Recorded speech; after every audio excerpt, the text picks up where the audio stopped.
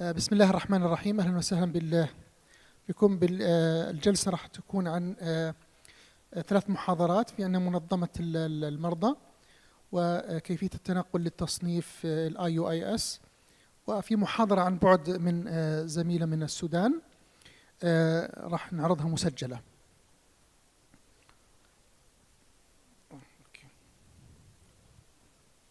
قدم دكتور.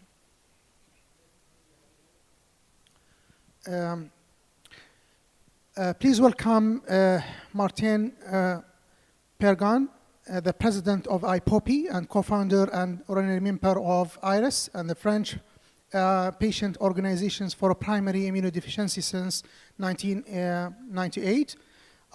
She will talk about the patients on important area of immunity as a patient organization. Please, the floor is yours. Thank you very much.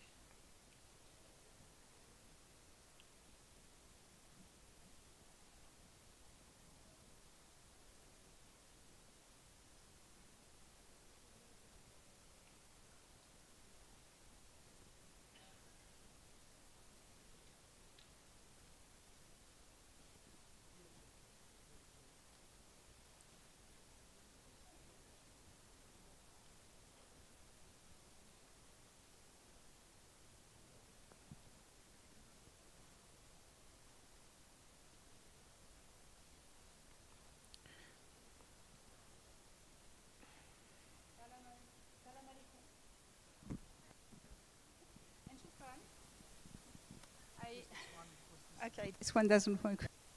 So I was saying shukran. This is a great pleasure and a big honor to be here with you.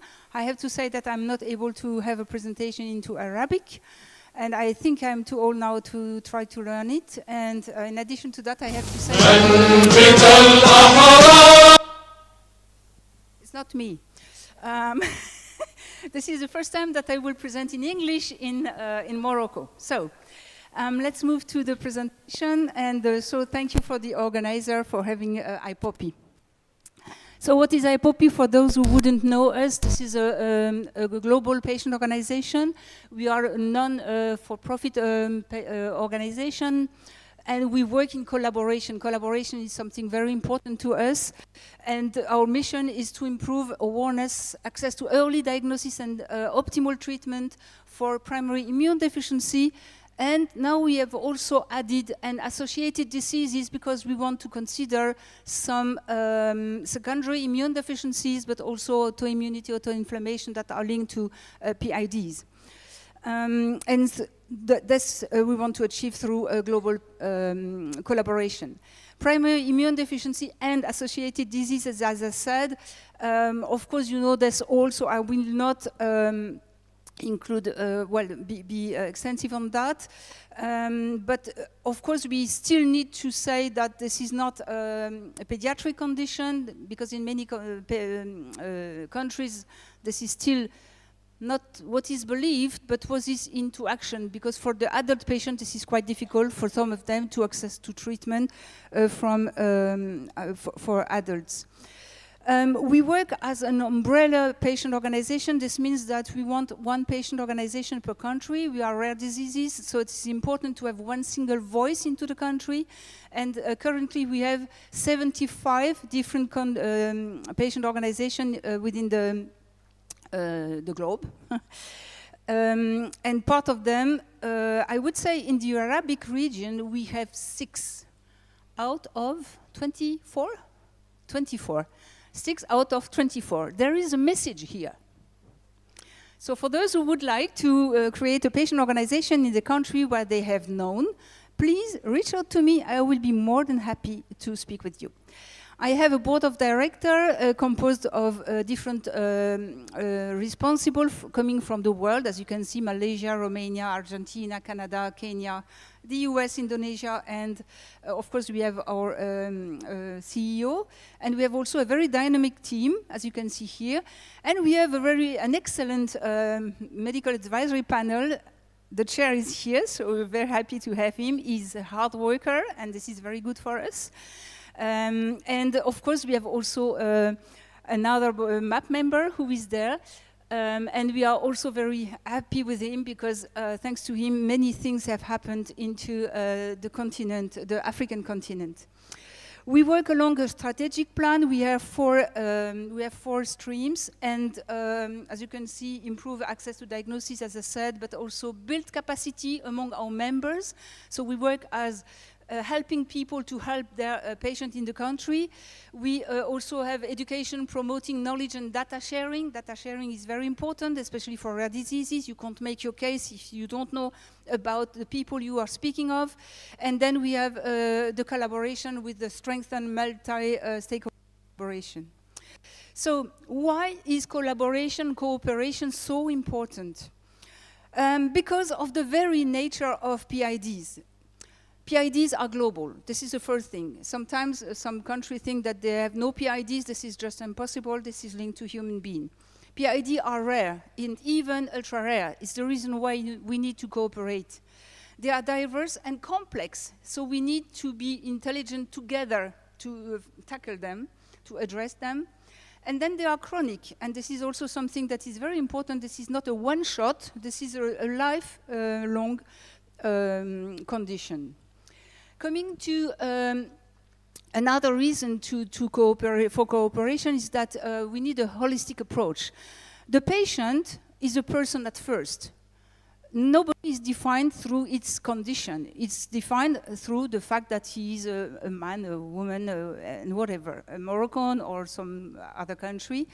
And this is a reason why we have an ecosystem of different stakeholders, and I have mentioned here researchers, industry, politicians, policymakers, the payers, civil society, and we had a very interesting meeting right now with the patients, and especially those affected with ataxia telangiectasia. And I tell you, we have a lot of work to do to let people from the teachers, for example, to understand better about this condition so they are inclusive with those patients. And also healthcare providers, like, of course, at first round, the physician and nurses. Why do we need cooperation? Because also we are part of a moving landscape. We have a fast expanding field, and we have pros here, and this will be the next session right after about the classification. And we can see that we have more and more genes discovered. We also have crossovers. We have issues around plasma collection and IG supply. We have issues about access to medicines. Would it be immunoglobulins, but also targeted therapies, etc., not to speak of gene therapy, for example. And this is global. This is not here in this region only. And coverage. We have the data at stake with the disruptive technologies that come in front of us, like artificial intelligence, and we know that artificial intelligence can do a lot at the only condition that we have data, and good data. So this is something very important. Advanced therapies and personalized medicines, this is some growing topic, including because of the discovery of new genes. Adult care, this comes first. Having in some country immunology as a second as a subspecialty. This is not the case in all countries, and this is really important that you have more and more adult physicians. Medical awareness and education, of course. We have many physicians that do have no clue about about PIDs, including in primary care, but also in specialists, neurologists, or other specialists who are very important for those conditions. Advances in diagnosis, and of course we think of genetic diagnosis, but also on newborn screening as a first step before diagnosing, of course. Pandemic preparedness, we know that there will be others, especially we can think of the micro-resistance, antimicrobial resistance. So we have a lot of things, and this is very important that we have patient-centered treatment and care, that we have patient-centered policies, and that we have patient-centered research. And what we like to say is that the patients are really part of this ecosystem, and that we need, as patients, that no decision taken about us is taken without us. Not that we know more than the eminent or prominent physicians that are here, who are here, but this is another perspective. About Rapid. So I have put the two the two maps here. So the map of the Congress, and on the right-hand side, the map of what we call the PID Life Index. And I know that my colleague has, Nisa Malawi has spoken about it. And you can see that, well, we have a lot of gray, well, rose pink here, but parts in this region. So meaning that we lack a lot of data. And we lack also a lot of patient organization. And I would love to have more blue in this part of the world, honestly. But I already said that. And, well, I put sooner 7 because I had a very good meeting today with one country. I will not disclose which one, but I hope that we will have a patient organization out of that, and maybe a second one, by the way, and maybe a third one, who knows.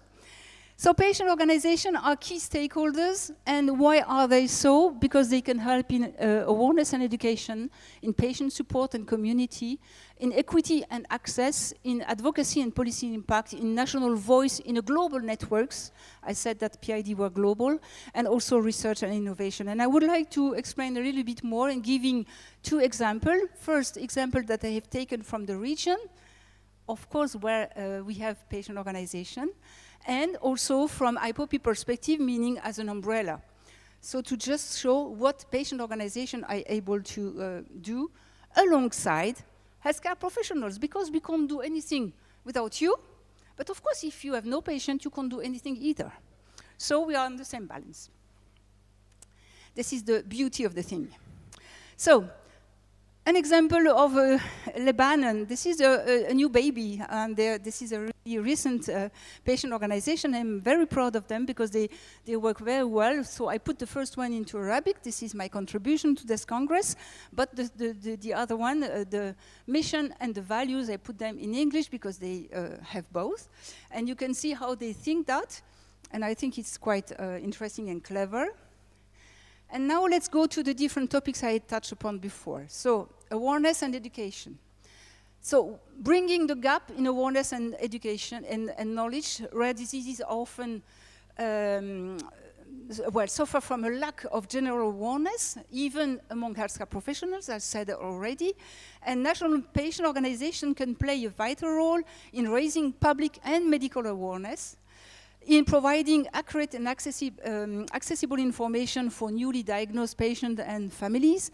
And I was talking today with my colleague, Reem Alfeki from London, because she's doing something very interesting about the follow-up of the patient after transplant. And she was telling me that it would be very interesting to take something out of that that would address the families, because we have messages to disseminate among the families. So this is the kind of example, helping to dispel myth and misconception, or even stigmas. And we heard today from the patient that stigmas are there. This is not only in Morocco, this is everywhere in the world. When you don't understand something, you are afraid of it. And this is what happened at school, this can happen at work, this can happen a bit, including in the families, by the way. So, raising awareness, of course, Hajar, Morocco, we have here an old patient organization, I would say, very mature, but also very good, very active, and I'm very proud of them. And they go to media, for example, un tueur en série, speaking of a condition where at that time, at least, many patients died. This is not the case anymore. But I can also mention the World PI Week, because we are, this is the week, and here we can see our colleagues from Tunisia in action. And once again, I'm very happy about their collaboration, the way they work together with the physician. You can see both here. I can also show here Algeria. We have a very nice colleague in Algeria who is doing a lot, trying to raise awareness with the complicity of the physician again. You can see here. So from the IPOPI perspective, physician education is something that is important to us. For example, in the cooperation with Morocco, we have set a program where we try to identify a country where they miss the ability of diagnosing, and this was Mali. where we find a nice doctor who is willing to learn about PID, and these people are going into a reference center that was Aziz one, Professor Aziz one, sorry, Aziz, to be so familiar with you, and we had biologists and also clinicians coming here and trained. So we're waiting for the first diagnosed patient right now. We have a lot of educational tools. I will not enter into details. There, well, quite many of them have been translated, thanks to Morocco again, into Arabic. And they are available on our website, so just have a look on ipopi.org, quite easy. And we also, as patient organization, a global one, we also have a clinical congress. The next one will be in Prague.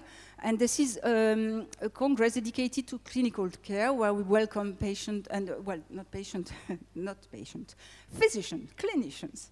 And I can see at the first round, Monia, for example, you will be one of the speakers, but not only you, other here. So EPIC will be in Prague, so be prepared, we're waiting for you. Support and empowerment. Mainly this is what often physicians have in mind. When you have a patient organization, they will care of the patient from the social perspective, you know. But this is, of course, right. This is not the only thing, but this is right as well. And because of course, the patient facing isolation, this is important that the patient organization also deal with emotional support, peer connections, and practical advice. And this is what we try to do with material, with meeting, whatever. They create also a sense of the community. I will show how we do that, and also we empower patients. This is very important that the patient, they understand their condition, they understand the treatment, how it works, because this is the best way to have them as ally, instead of having them expecting miracles from you. And we are not always able to do miracles, right? So, supporting and celebrating Hajar. They liked the celebration, and you can see here some of them, but I wanted also to highlight this portrait on the left-hand side.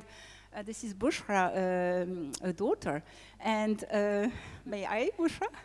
And I would like to highlight Bushra as a mother who has fought so much so that her daughter, he's now a student at university with an ataxia, telangiectasia. And I think this is one of the role models that we have to have in every single country. So congratulations to your daughter, by the way.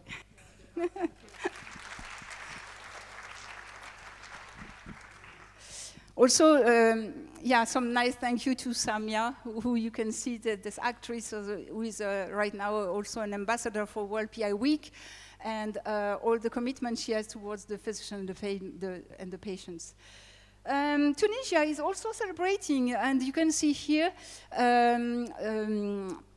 yeah, a celebration, and also the word hope on the right-hand side. PID, yes, but always hope. And this is what the kind of message that we want to disseminate. Solidarity for accessing to treatment, this is another part. This child needs a transplant. This is not possible in the country where he lives, or she lives, I can't remember. And so they are trying to raise money so to allow the access to treatment. This is also something that we can see. For example, last time in Malaysia, we could see that as well. From the IPOPI perspective, I won't go into details, but we have statements. And for example, here is a very important one, especially after what I heard this afternoon in the patient group. This is something that says primary immune deficiency is a cause of serious disability both in pediatric and in adult patients. And as such, they should be taken into account. And that kind of paper, who is endorsed by a lot of companies, as you can see here, including Rapid, by the way, is very useful at national level. When you go to the Ministry of Health, you say this is not just us, this is the global community, the patients, but also the physician together who think this should be like this. And this is quite helpful, and we have this also for immunoglobulin treatment and other topics. Equity and access. I like this picture because it shows that it's not equality, it's equity, you know? You just need, as big as you are, you don't have the same needs. So patient organizations fight for fair access to treatment, specialized care, social services, and advocate also for geographical equity, because we know in every single country, that when you live in a capital city, this is always easier. When you are in a remote area, this is far more difficult, in every single country. So this is something that we want to address. And here, Tunisia again, I would like to highlight the fact that you went to South Tunisia, to Sfax, to make an event and just tell those patients together, the patient organization with some physician, as usual, you count, we are with you and you can count on you, and let's work together. Of course, Morocco, Hajar, who is very strongly working on the on the blood collection. One day, maybe more also on plasma collection, because we know this is at stake in many countries. We need to collect more plasma globally, we know that. So congratulations on doing that. I wanted also to mention Sudan, because this is on the map. We have a patient organization done there. Of course, this is very difficult due to the situation, the political situation, but they do a lot. And they did at the time. They don't do much, of course, because they survive. But you can see here that they also had awareness among the different audiences. And here, this is IgRt. This is our friends from Egypt. Egypt is, we just relaunched the patient organization there, and we are very happy. We had a very nice meeting there, where we met patients, as you can see here, and we are very happy also about the experience around plasma collection. And there, the patient stories are very useful to let donors understand that plasma is a life saving topic, let's say. So when we come to IPOPI, we have worked very hard to improve access to diagnosis, and PID diagnosis tests are recognized as essential by WHO. This is our work, and this is the first rare diseases that where this happens. Martin, sorry to interrupt you, but I am over time. Okay. Thank you. So I will. Well, Algeria, I led. Policy and advocacy, driving policy. Here I wanted to show again Algeria, and here how Morocco and the mothers of the children address the health authorities, but also the physician you can see on the right-hand side. Also access to therapy, and this is Sudan. The PI Life Index has been taken upon. National Voice. Morocco, again, on the rare disease Revolution magazine. Congratulations, and this is my last words, if you allow me, to Sudan also, because they have the big award, Bold, Innovative, and Game-Changing. They won it. We have an MO web chat where our delegates from the different countries can meet 4 times a year. We have national, regional meeting, research I go through. We publish quite a lot, as you can see here. We have also a research grant program for your junior or yourself in the country. This is open to researchers, clinicians, nurses, whatever, patient as well. We are working on the future, and Ibtihal will be part of this year. And this is really not last slide, Hat Hof. We have an award at IPOPI. This award is dedicated to someone who has made a tremendous change in the field. And the board of directors proposes a list of names, and then we submit this list of names to our community, and they vote. And who did win that? I'll let you guess. Aziz Bousfiha. He was the winner. And this was a votation made by all the countries, I mean the 75 countries in the world, and he was sorted out of the list as the best. And I think it's really very much deserved.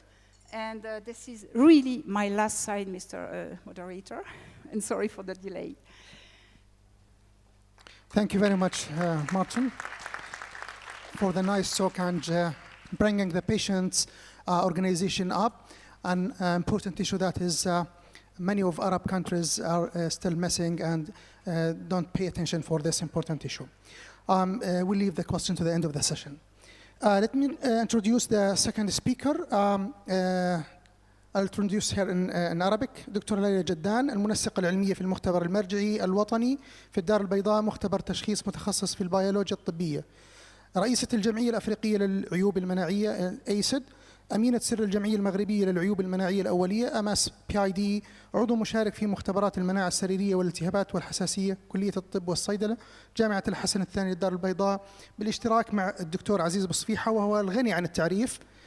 دكتور عزيز أبو صفيحة هو أستاذ طب الأطفال بجامعة الحسن الثاني الدار البيضاء، رئيس قسم الأمراض التعفنية والمناعية للأطفال بمستشفى الجامعي ابن رشد، مدير مختبر البحث في المناعة السريرية والتعفن والأمراض الذاتية، رئيس الجمعية المغربية للتواصل الصحي ومدير مجلتها المجلة الصحية المغربية، ورئيس الرابطة العربية لضعف المناعة ورئيس هذا المؤتمر.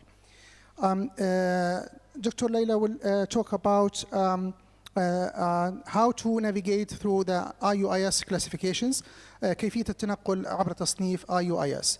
Dr. Leila, please, the floor is yours. Assalamu alaikum. Well, I'm presenting in English because I didn't have time to learn Arabic since the last time we met. Sorry.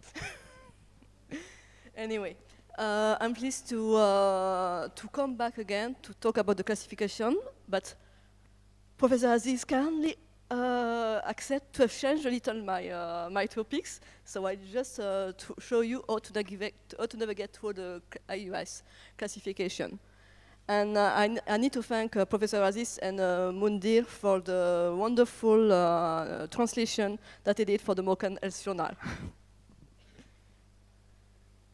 So, human inborn cell immunity are now at the count of more than 550 disorders, with 67 novel monogenic defects and 2 phenocopyies added in the 2024 update. When the date cutoff was in June 2024.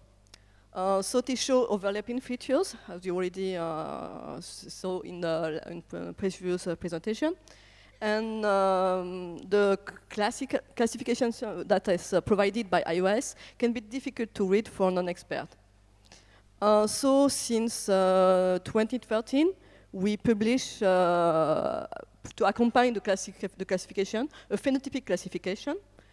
But in the 2022 update, it was really cumbersome because it was getting more and more difficult to read, and so we really need for a new presentation. And so we make a little extra effort to arrange the 2024 update. And I'm happy to announce you that this was published less than 10 days ago. In the new Journal of Human Immunity, that will be, I think, the new voice for inborn errors of immunity.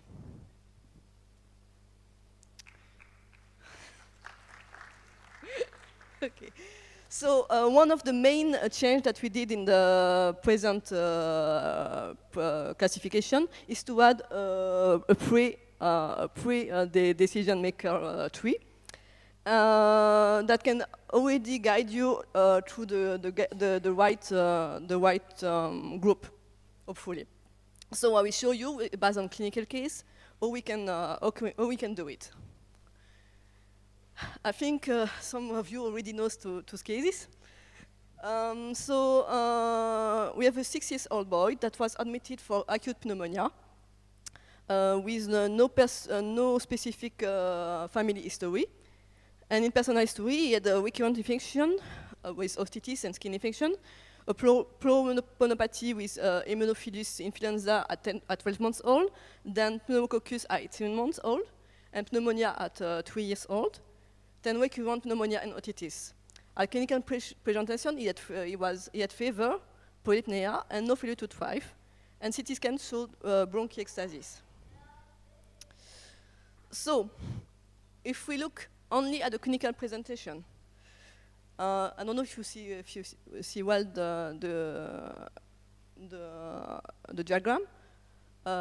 Where can we go? So what is the predominant feature? It's infection with a broad spectrum of pathogen, because we had Haemophilus, pneumococcus and other pathogens. Presently, non-opportunistic infections. So we already have we have already reduced the choice to two options: antibody or neutrophil defect. So we go for the laboratory investigation, and so the patient was HIV negative. The CBC was normal with whole blood count at 17,000, and it showed agammaglobulinemia. So we're in the antibody defect, and we look at two figures, 8 and 9. Well, 9 is about antibody deficiency with severe reduction in one of the immunoglobulin. Here we had agammaglobulinemia, so we go for the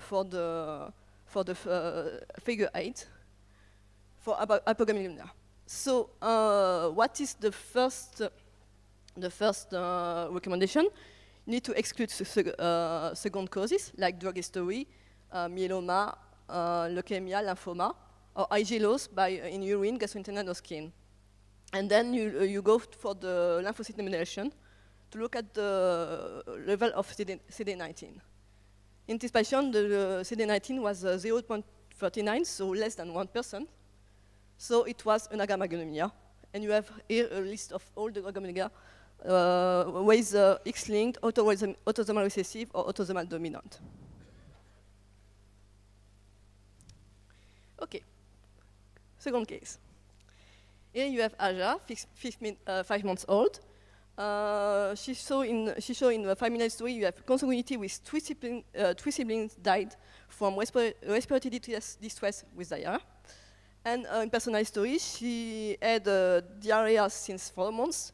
At week before admission, she showed polypnea, fever, and she was refractory to usual treatment. A clinical presentation, so you still have the fever with polypnea and failure to thrive, signs of malnutrition, and presentation of oral thrush. At the radio show polysystematized diffuse opacities. The CT scans confirmed an interstitial pneumonia, and PCR CMV was positive. So for this patient, we're still in the infections branch. Once again, a broad spectrum of pathogens. Here we have opportunistic infection with CMV positive interstitial pneumonia and oral thrush. We need to check if it's a T-cell lymphopenia, or we don't see any associated non-immune syndrome. So we we check for the T-cell lymphopenia, and the patients was HIV negative with normal white blood counts, but lymphopenia. So we go to the figure 2, meaning the SCID disease. For SCID, we need to make further second line laboratory investigation will be lymphocyte numeration. She showed T minus and T minus B plus, I think NK minus SCID. So until further notice, the only possible diagnosis would be JAK3 deficiency.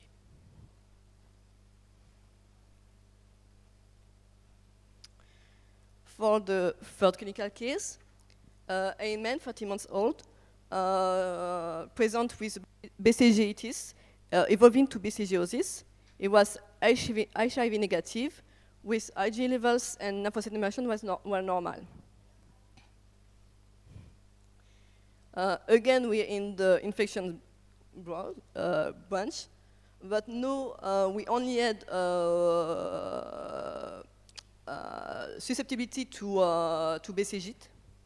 So in the narrow spectrum of pathogen, with mycobacterial infection. And so we go to the figure 17, predisposition to bacterial, fungal, and parasitic infection. And we in the Medenian MSMD category, where we could get severe phenotypes or moderate phenotypes. Okay, for the last case, I would like to ask the attendants to provide me what's in the case. Anyone? As a suggestion? So we can go to the classification together.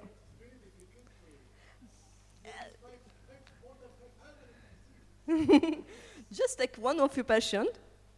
We go from the clinical and try to advance into the classification. No one in the maybe CGD, fagot صديق السوداء. Don't give the answer, but first. But yeah, we can go for that. You can. Okay.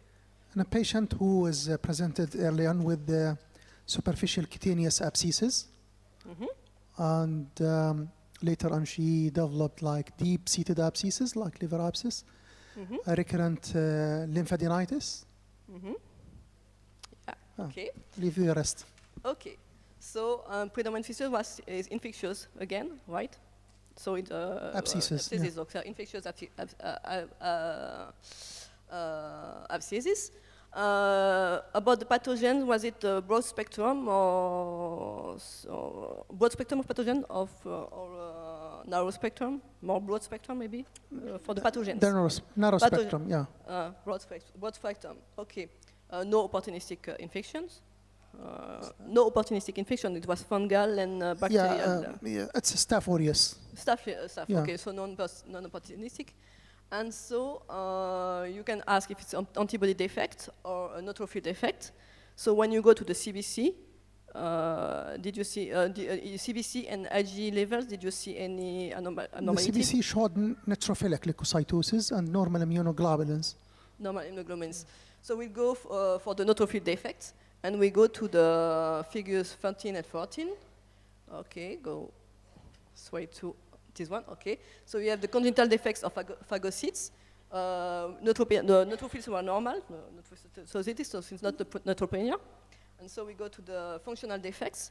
Yeah. Then no syndrome associated. So you had to perform the DHR test or the MT test. We performed the DHR and it was impaired one. Impaired. So we in the CGD. Compared to the control. So in the CGD case, or maybe G6PD class 1 can also be impaired in the DHR test. I don't know if we have time for another case or we just, no? No, okay. Okay, so thank you for your attention, and I want to and strongly encourage you to publish in Journal of Human Immunity. I think it will be a strong voice for our community. Thank you. Thank you very much, Dr. Rai, for the nice presentation. And because we are running a short time, we leave the discussion already for 5 minutes, so please I will call the speakers to the stage and the expert panel. Dr. Mahlawi, please.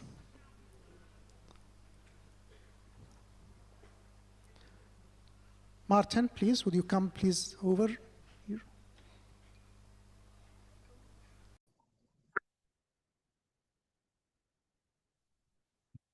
السلام عليكم ورحمة الله تعالى وبركاته. أنا دكتورة سلمى مبارك، استشاري المناعة السرية والحساسية في السودان، ورئيس المنظمة السودانية للمرضى والمناعة الأولي صوتي.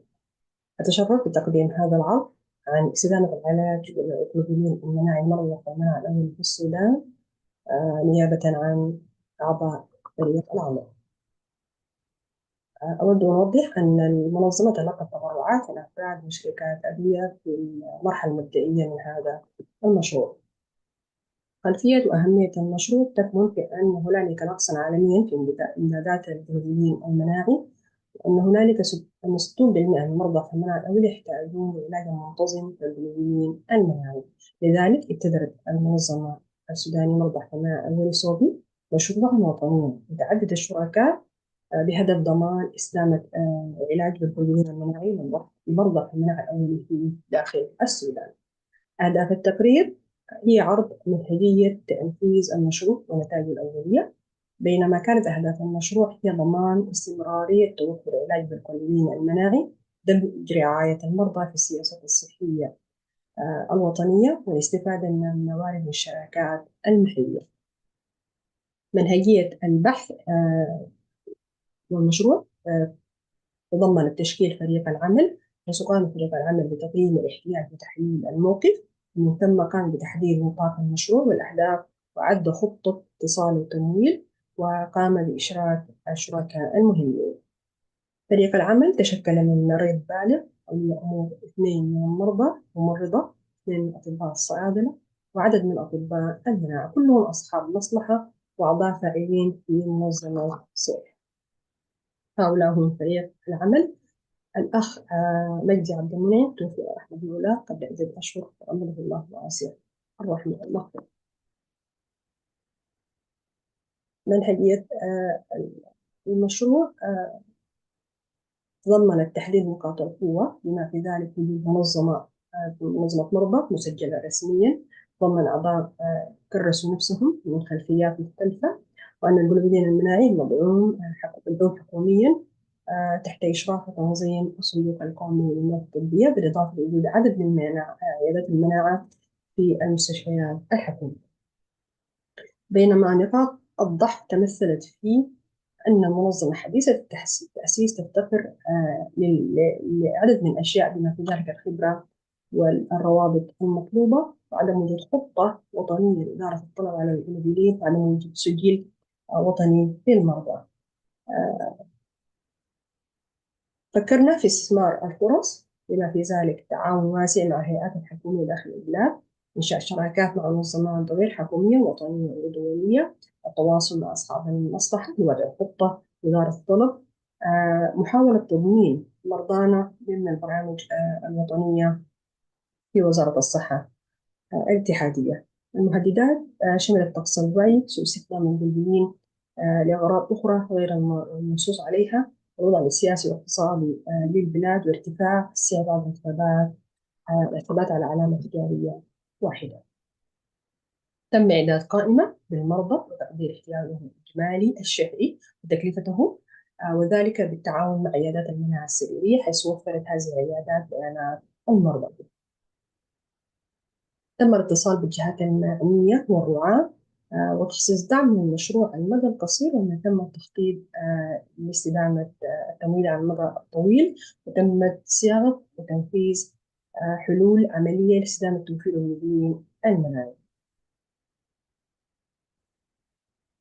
وشركائنا تضمنوا جهات حكومية مثل وزارة الصحة الاتحادية وصندوق القومي للإمداد الطبية، جهات غير حكومية ومنظمات طوعية مثل الجمعية السودانية لسكر الأطفال، منظمة صندوق المرضى، وحتى منظمة عالمية منظمة المرضى العالمية IUIS، بالإضافة لعدد من الجهات المحلية. البيانات الأولية أشارت إلى وجود 36 مريض تتراوح أعمارهم ما بين سنة إلى 44 سنة، يحتاجون إلى حوالي 462.5 جرام شهريا. توزعوا على عدد من ولايات السودان، لكن 47% منهم كانوا يقطنون في ولاية الخرطوم. الحملة التوعوية والإعلامية شملت استضافة أعضاء المنظمة بعدد من البرامج التلفزيونية الإشارة لموضوع ضعف المناعة الأولي والحوجة لعقار المجرمين في الصحف السارية، وعمل أيام توعوية وترفيهية، بالإضافة إلى الحملة عبر وسائل التواصل الاجتماعي، حيث استعملنا الهاشتاج عقار المجرمين ينقذ حياتي. نجحت الحملة مبدئيا في توفير 20% من حوجة المرضى. تم تضمين الأطفال دون سن الخامسة في البرنامج القومي للأطفال، وذلك أتاح لهم الرعاية الصحية والفحوصات والعلاج المجاني، بما في ذلك المضادات الحيوية الوقائية والإيمونوجلوبولين. بالنسبة للمرضى البالغين تم تضمينهم داخل برنامج التأمين الصحي القومي الذي يغطي نسبة 25% من المصروف. حتى بحلول عام 2023 مارس من عام 2023 تم صرف 2130 جرام لعدد 43 مريض ضمن ضوابط الصرف محكمة، لكن للأسف توقف الصرف وتوقف المشروع نفسه بسبب الحرب وانقطاع التواصل مع المرضى ومحبي الخدمة الجهات الحكومية المعنية. كان هناك العديد من الإنجازات وبعض التحديات. التحديات شملت انقطاع الجلوبولين لفترات طويلة قد تصل إلى شهور، ارتفاع سعره، وتغيير العلامات التجارية. من الإشراقات كان نيل المشروع المركز الأول جائزة بيك، والتي تعني الفروز والابتكار وتغيير قواعد اللعبة. الجائزة مقدمة من المنظمة العالمية منظمة المرضى العالمية، ويبدو للذكر أن المشروع فاز من بين 19 مرشح من حول العالم. خلصنا إلى أن المشروع أثبت إمكانية تحقيق الاستدامة رغم التحديات، أهمية التخطيط الاستراتيجي مبدئيا، وأهمية استثمار الموارد المحلية والشراكات ومناصرة حقوق المرضى عامل حاسم، أن خير من يتحدث عن المرضى هم المرضى أنفسهم. هذه هي المصادر. أشكر لكم حسن متابعتكم. السلام عليكم ورحمة الله تعالى وبركاته. Thanks, Dr. Salma. Now, because we are running late, we'll just leave 5 minutes discussion from the expert panel to the speakers. If you don't have any issues regarding the patients' organizations or the IUIS classification. If you have any comments, questions, queries. I can find one. Leila, you are an expert in the classification, and congratulations again for all the hard work that you have put in that, because it's a collaborative effort. And this paper is highly cited. I think it's even more cited than the, let's say, the original one, kind of, yeah. Which is really meaningful, I think. And I want to tell you that in France, for example, it is used for teaching purposes and also as a resource when we think about classification of PID. But I have two questions. One is very ground level, like there is an app, yeah. And it's very handy to have that in your phone, so when you're in the clinic or when you think about something, you can use it. Is it updated with the new classification? No, not yet. Well, we just published the paper, and I have to go back to Aziz because this is the one funding the. And he left. Okay. And maybe a little bit more, maybe a more difficult question for you. There are 22,000 genes in the human genome. How many genes do you think we will find related to inborn errors of immunity? It's really, I think every gene can be related to really more as we advance more and more in the comprehension and the understanding of immunity. Almost all disease can have a basis in immunity. So now we included cystic fibrosis, we included so many things that at first were really separated. So maybe all infectious diseases are caused by an issue in the genetics. Either it's not only, of course you have the genetic factors of the pathogens, but I think really the genetic factors of the host are really important too for all infectious diseases. Okay, that's so we'll have to cope with the 20-25 new genes discovered every year for a long, for a long time. Yes. Thank you. Just one small question, that you are expanding the classifications of IUIS in the recent years. That the spectrum is beyond the immunologist care. Many of diseases are listed in the classifications, but they are not, as a first encountered by immunologists. Most of them, many of them will be encountered by a rheumatologist. So would you consider this classifications as no more only for those taking care of IEI or the immunologist? I mean that a lot of these, like autoinflammatory, will not present with an infections. They are an autoinflammatory, so they encountered for the first by a rheumatologist. Some of the diseases would encountered by a pediatric gastroenterologist, and so on. Definitely. I think most of patients present at other. I think immunologist is the last one to see the patient, and that's why maybe I can go straight to the diagnosis, because it has a long history behind. But generally, yes, immunologist will be the last one to see the patient. He will go to hematologist, pediatrician, general physician. Well, except of course for the newborn screening. Do you have any comments?